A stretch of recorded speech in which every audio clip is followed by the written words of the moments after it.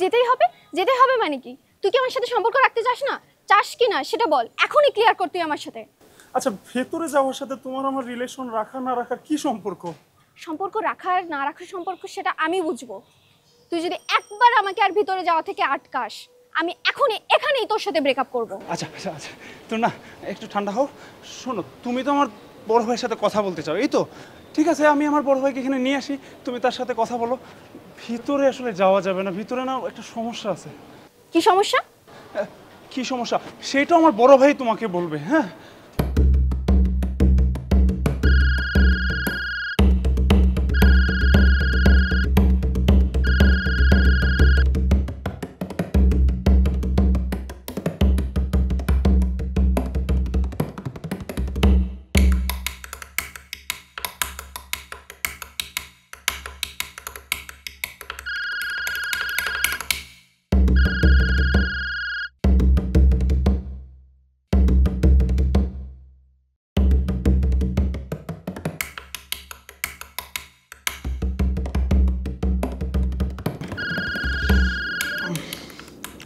Hello. কতক্ষণ ধরে phone দিচ্ছি তোমাকে আমি, ধরতেছো না কেন তুমি? তুমি না, আমি না বুঝতে পারি না, আমি না ঘুমাচ্ছিলাম। কালকে না আমি তোমাকে বললাম আমি আসবো তোমার কাজিনদের সাথে কথা বলতে, তোমাকে এই বন্দি দশা থেকে উদ্ধার করতে।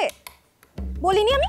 হ্যাঁ বলছো, কিন্তু মানে আমি বলতেছিলাম কি, ফোনটা কানে ধরে রাখছো কেন? নামাও।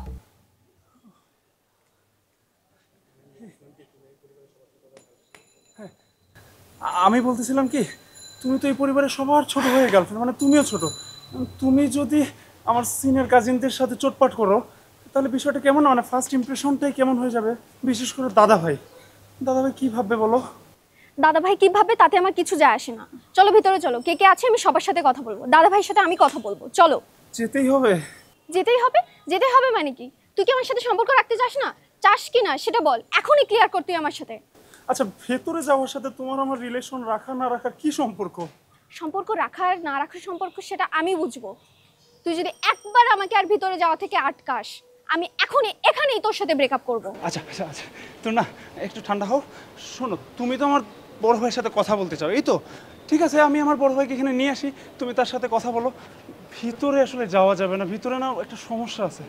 কি সমস্যা? কি সমস্যা সেটা আমার বড় ভাই তোমাকে বলবে। হ্যাঁ, তুমি জাস্ট 2 মিনিট এখানে দাঁড়াও, আমি যাচ্ছি আর আসছি। প্লিজ দাঁড়াও। হ্যাঁ,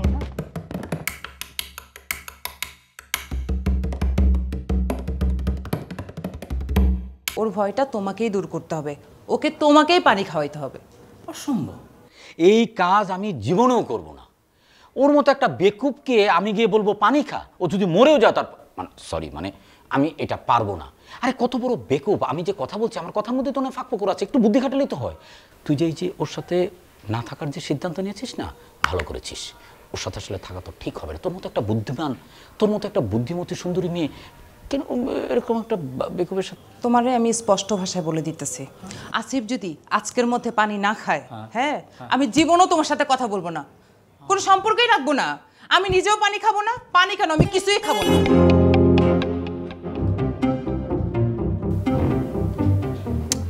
মহা ঝামেলায় পড়া গেল। তো এতগুলো পাগল নিয়ে আসি, এর মধ্যে আরেকটা বেকুব আসলো। বেকুব পাগল, বেকুব পাগল। মিষ্টি, মিষ্টি, কাহিনী কি? আর না না, কি ম্যানেজ করবো? তো না, রুশো রুশো ভাইয়া, রুশো ভাইয়া, তোর না মানে আমার। হ্যাঁ, হাই তোর না, কেমন আছো? বাড়িতে এর থেকে কেউ বড় কেউ ছিল না কথা বলার জন্য? না, আমি না দাদা ভাইকেই ডাকতাম, কিন্তু কি জানো, আমার কাছে দাদা ভাই আর রুশো ভাইয়া সমান। হ্যাঁ, রুশো ভাইয়া আমার 2 বছরের সিনিয়র। তো রুশো ভাইকে নিয়ে আসছি, তুমি ভাইয়ের সাথে কথা বলো। ভাইয়া